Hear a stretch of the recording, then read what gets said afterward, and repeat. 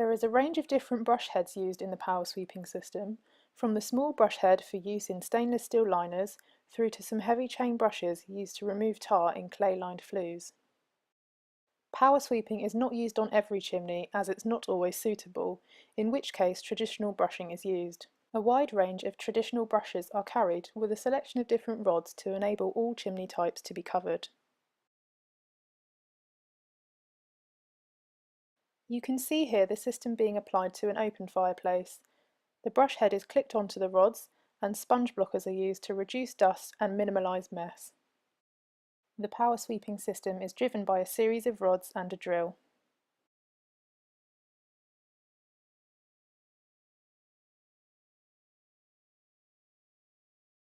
The brush is pushed up with the rods all the way to the top of the chimney first to make sure there's no obstruction.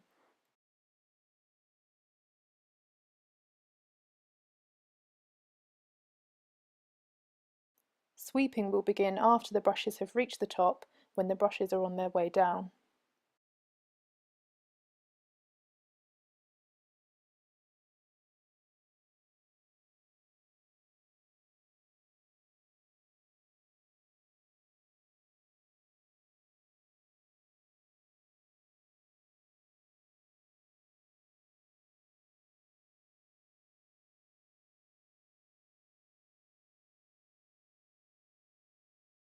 In this case, we see a demonstration of an enamel flue pipe which has been taken from a stove. The centrifugal force keeps the brush head in the middle of the flue pipe.